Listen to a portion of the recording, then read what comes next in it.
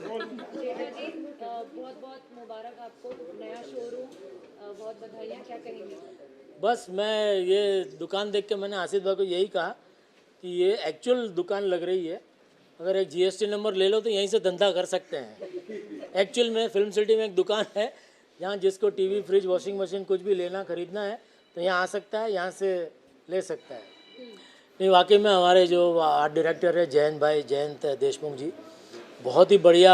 हम भी जब पूरे कास्ट जब ये क्लाइमैक्स हम कर रहे थे इस कहानी का, और सब पूरी टीम जब पहली बार इस दुकान के अंदर आई तो हम भी देख के एकदम चौंक गए, मतलब खुशी के मारे चौंक गए कि इतना रियल ये लग रहा है कि ऐसा लग ही नहीं आया कि ये सेट है। आपको लग रहा है सेट है? लग रहा है ना रियल दुकान है, क्योंकि सारे देखे प्रोडक्ट्स भी जितने हैं, टीवी है, फ्रिज, सारे सब असली प्रोडक्ट्स यहाँ पे रखे हैं। और एक जो छोटी छोटी जो डिटेलिंग है कि वहाँ पे लाइसेंस रखा हुआ है या सब देखिए जितने भी प्रोडक्ट्स है वो सब इतने बढ़िया तरीके से पूरा सजाया है। तो वाकई में एक अलग सी एक पॉजिटिव एनर्जी अंदर आते ही हम सबको फील हुई।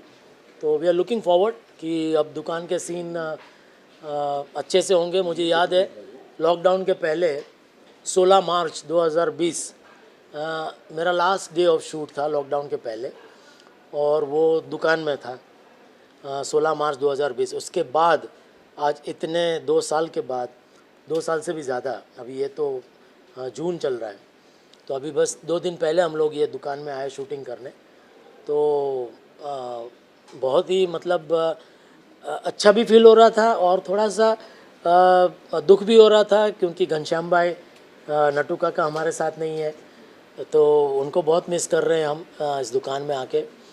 बट आई एम श्योर वो जहाँ भी होंगे हम सबको आशीर्वाद दे रहे होंगे ये देख करके। और बताइए। सुंदर जी ने वापस आपको काम दिया कहीं ना कहीं? अभी वो तो हाँ देखिए, अभी दया आने वाली थी, फिर से उसने हमें उल्लू बना दिया। तो अभी पता नहीं ये आसिफ भाई क्या चाहते हैं। तो बस यही आशा करते हैं कि बहुत जल्दी अभी कुछ सुंदर भाई उल्लू ना बना के कुछ अच्छे दिन भी देखने को मिले जेठालाल को। आप खुद कितना मिस करते हैं, क्योंकि दया बहन का कैरेक्टर और जेठालाल का कैरेक्टर इतना 14 सालों से लोगों ने इतना प्यार दिया उस कैरेक्टर को। हाँ, आप 2-3 साल से नहीं हैं दिशा जी, लेकिन आप कितना मिस करते हैं? क्योंकि कहीं ना कहीं आप लोगों की जो ट्यूनिंग की जो केमिस्ट्री थी वो लोगों को आज तक, मतलब लोग पुराने क्लिप्स देखते हैं टू रिवाइव। नहीं बिल्कुल डेफिनेटली, बिकॉज ऑलमोस्ट 10 साल आप कह सकते हैं कि दिशा जी और हम लोगों ने काम किया। और जो जैसा आपने कह रहे कि हमारी ट्यूनिंग डे 1 से जो केमिस्ट्री हम दोनों की जम गई थी और बहुत ही मज़ा आया। ये 10 साल हमने बहुत अच्छे अच्छे सीन्स, आप पुराने मतलब एपिसोड जो थे, बहुत ही मज़ा आता था। ऑफ कोर्स दिशा जी तो नंबर 1 आर्टिस्ट है ही, और स्पेशली कॉमेडी में जो एक अनइनिबिटेड जो अप्रोच होना चाहिए एक एक्टर का, तो आई थिंक फीमेल आर्टिस्ट में बहुत कम ऐसा देखने को मिलता है। लेकिन Disha ji of course I mean she was wonderful. खुल के जो भी करती थी, जो मैडनेस थी उनके सोच में, उनके एग्जीक्यूशन में, तो वो देख कर के मतलब एज एन एक्टर ही नहीं पर एज एन ऑडियंस भी मज़ा आता। मैं भी कभी कभी पुराने वो जैसे क्लिप्स देखने को मिल जाती है तो मैं भी कभी कभी देखता हूँ। कई बार तो ऐसा होता है कि ऐसा लगता है अरे ये सीन कब किया था, क्योंकि इतने सारे सीन कर चुके हैं पिछले 14 साल में कि भूल जाते हैं कि अरे ये सीन भी किया था क्या। फिर हम उसको देखने लगते हैं तो हमको भी मज़ा आता है कि अरे वाह ये तो बहुत मज़ेदार हुआ था। तो वाकई में yes definitely I mean I personally miss her very much. जो एक सीन करने का जो मज़ा एक को एक्टर के साथ आता है वो डेफिनेटली आई मिस इट। और सर, और कोई नहीं पूछा तो मैं कंटिन्यू करती हूँ। सर, और जानना चाहती हूँ मैं कि जैसे आपने अभी कहा कि नट्टू काका को भी आप मिस कर रहे हैं। जब इतने साल 14 साल एक्टर्स साथ में काम करते हैं तो एक फैमिली बन जाती है। फिर धीरे धीरे एक एक का साथ छूटना, कभी किसी पर्सनल लॉस की वजह से या फिर कुछ दूसरे कमिटमेंट्स या कुछ मजबूरी की वजह से, एज एन एक्टर आपके लिए कितने चैलेंजिंग टाइम्स रहते हैं, क्योंकि आप उनके साथ इतना वक्त बिताते हैं सेट पे?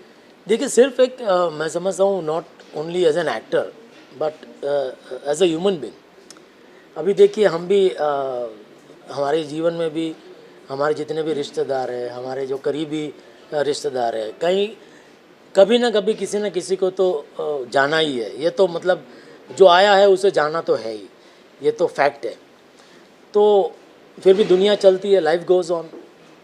तो थोड़े दिन आपको, जब आपका कोई निजी भी करीबी आपका कोई रिश्तेदार अगर चला जाता है तो आपको डेफिनेटली आप उसको आप उदास हो जाते हैं, आप मिस करते हैं। But then you know time is the best healer.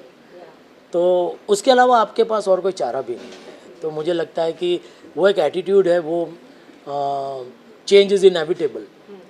तो ये तो मतलब सृष्टि है पूरी, हर दिन कुछ ना कुछ नया होते रहता है, हर दिन कुछ ना कुछ बदलते रहता है। तो इफ़ यू एक्सेप्ट दैट, तो यू नो आपका जीवन थोड़ा सा मतलब जर्नी आपकी सरल हो जाती है। अगर वहीं अटके रहे आप तो फिर अटक ही गए, तो फिर आप आगे बढ़ नहीं पाएंगे। तो ये तो फैक्ट है कि अभी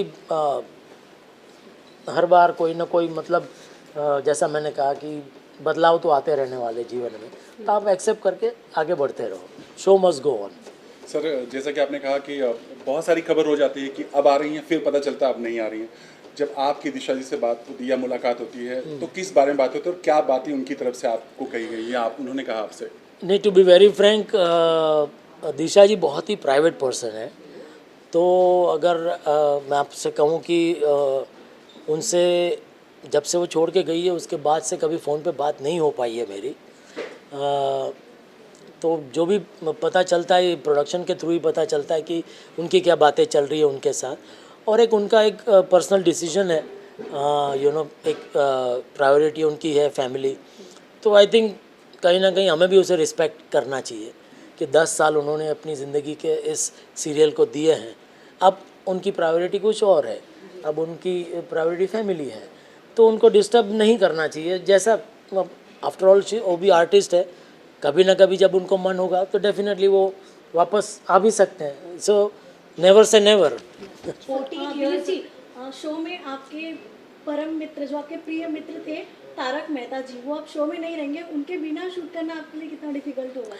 सी वही बात मैंने जो पहले भी कही कि बदलाव तो आते रहते हैं। तो आई मीन यू जस्ट थोड़ा सी डिफ़िकल्टी तो होती है ऑफ कोर्स, एक जो एक रिदम आपकी सेट हो जाती है एक, बट अभी you know never say never, you never know, Shailesh भाई वापस आ भी सकते हैं। Last question guys, last question. कितने एक्टिव है क्या आप ट्रोल्स और सॉरी, आप सोशल मीडिया पे कितने एक्टिव है? क्या आप ट्रोल्स और जो ट्रेंड्स होते हैं वो सब आप फॉलो करते हो? कैसा आप रिएक्ट करते हो उस सब चीज़ को? नहीं, मैं इतना एक्टिव नहीं हूँ सोशल मीडिया पे, क्योंकि फ्रैंकली कहूँ तो इतना वक्त ही नहीं मिलता है। क्योंकि अभी जैसे 12 घंटे की शिफ्ट होती है, तो उसके बाद जो थोड़ा बहुत वक्त मिलता है वो थोड़ा मैं चाहता हूँ कि फैमिली के साथ बिताऊँ। क्योंकि ये सोशल मीडिया तो एक ऐसा राक्षस है जो एक बार अगर आप उसमें गए तो आपको पूरा खींच लेता है, तो फिर उसमें घंटे निकल जाते हैं। तो बेहतर है कि उससे थोड़ा सा दूर रहो तो अच्छा है। 14 years is a long journey, Dilip sir, and when you look back, what are the memories जो flashback की तरह आपके सामने आते हैं? I can only say one thing that God has been really, really, really very, very kind on all of us, on the whole team, especially on Asif भाई, because ये ख्याल उनके दिमाग में आया कि ऐसा है कि ये सीरियल बनाना चाहिए। हमारे गुजराती जो ह्यूमरिस्ट हैं तारक भाई मेहता, जो लेजेंडरी ह्यूमरिस्ट हैं, जिन्होंने ये सारे कैरेक्टर्स बनाए हैं, तो ये तो उन्होंने मतलब 72 से शुरू किया और काफ़ी साल वो लिखते रहे, करीब 40 साल उन्होंने लिखा। लेकिन उसके ऊपर से ये सीरियल बनाना, ये सोच आसिफ भाई की रही, और उन्होंने ये सीरियल बनाई, हम सबको मौका दिया, हमारा जो भी हुनर है जो हम लोगों के सामने पेश कर सके, ये हमें रोल दिया। तो मैं समझता हूँ कि ये भगवान का बहुत ही बड़ा उपकार है हम सब के ऊपर, क्योंकि आप भी जानते हैं सीरियल आती हैं, फिल्में आती हैं, चली जाती हैं, सीरियल बंद हो जाती हैं। लेकिन मुझे लगता है ये क्या है, शायद ये तो वर्ल्ड रिकॉर्ड ही है कि लगातार 14 साल तक कोई कॉमेडी सीरियल चलना और लोगों का प्यार आज भी इतना पाना, ये वाकई में अगर ऊपर वाले की कृपा ना हो तो ये नामुमकिन है। तो मैं तहे दिल से भगवान स्वामीनारायण और मेरे गुरु परम पूज्य प्रमुख स्वामी महाराज, परम पूज्य महंत स्वामी महाराज का तहे दिल से मैं शुक्रिया अदा करना चाहूँगा कि उन्होंने इतनी कृपा बरसाई है हम सबके ऊपर, और बरसाते आ रहे हैं कि अभी भी ये शो चल रहा है। आपकी और बबीता जी की केमिस्ट्री काफ़ी पसंद की जाती है दर्शकों द्वारा, उसके बारे में आपका क्या कुछ कहना है? अब तो दर्शकों को भी पता है, अब क्या कहें उनको भी, वो भी 14 साल से देख ही रहे हैं। लेकिन व्हाट इज द कोई आपको कोई फनी कॉम्प्लीमेंट या किसी तरीके का, आई एम श्योर बहुत मिले होंगे and it is very you know याद रखना भी बहुत मुश्किल होता होगा, लेकिन कोई आपको याद है कि कोई ऐसे यू नो बबीता जी और आपको लेकर जो चलता रहता है, एक बैंटर चलता रहता है आप लोगों का, उसको लेकर कभी कुछ कॉम्प्लीमेंट या किसी से मिला हो? नहीं, कॉम्प्लीमेंट मैं ये समझता हूँ या बिकॉज मुझे ऐसा लग रहा था, मतलब जब हमने ये शुरू किया तब एक थॉट मेरे दिमाग में एज एन एक्टर बहुत ही क्लियर था कि ये जो रिलेशनशिप उसको एक मात्रा में इसको सीमित रखना ज़रूरी है, बिकॉज बहुत थिन लाइन है। थोड़ा सा भी इधर हो गया, ऊपर हो गया तो वल्गर हो जाएगा, थोड़ा सा कम हो गया तो जो इफ़ेक्ट आनी चाहिए वो आएगी नहीं। तो एक पायसनेस होनी चाहिए उसमें कि जैसे हर जो पुरुष होता है उसको खूबसूरत औरत अच्छी लगती है देखने की, तो इससे बढ़कर ये नहीं कि उसमें और कोई मैलिस है उसके दिमाग में। एक अच्छा दोस्त, जैसे दो पुरुष है जो अच्छे दोस्त हो सकते हैं, वैसे एक जेंट्स और एक लेडीज़ अच्छे दोस्त क्यों नहीं हो सकते। तो ये हमेशा से मैंने ख्याल रखा है। और मैं सबसे बड़ा कॉम्प्लीमेंट ये मानूंगा कि मैं कहीं गुजरात में गया था, वहाँ 3-4 दादी माँ की उम्र की औरतें थी, तो वो मतलब उनसे मिलना हुआ, तो उन्होंने मुझे बोला कि अरे आपका और बबीता जी का देख के बहुत मज़ा आता है। तो वो मैं समझता हूँ कि वो अदरवाइज़ वैसे विचारों में कितने ऑर्थोडॉक्स होते हैं, तो उनको जब ये पसंद आता है दैट मीन्स के we are on the right track, कहीं हम भटक नहीं रहे हैं, कि उनको ये अच्छा लगना ये वाकई में अच्छी बात है। सो लास्टली जानना चाहेंगे, इतने सालों से ये किरदार निभा रहे हैं, कभी ऐसा हुआ या कभी वो मोमेंट हुआ जब घर पे गए हो और आप घर पे पत्नी जी ने बोला हो कि जेठा जी मत बनो, और तब क्या रिएक्शन होता है? नहीं, बिल्कुल नहीं, क्योंकि मैं बेसिकली थिएटर आर्टिस्ट हूँ, और ये सीरियल शुरू इसके पहले 25 साल से थिएटर कर रहा था। तो हमारी तो ट्रेनिंग ही यही रही है कि एक बार मेकअप उतर गया तो हम जो है वो हो गए। तो एक बार मूंछ उतर गई तो मैं दिलीप जोशी हो गया, मूंछ पहन ली तो जेठालाल हो गया।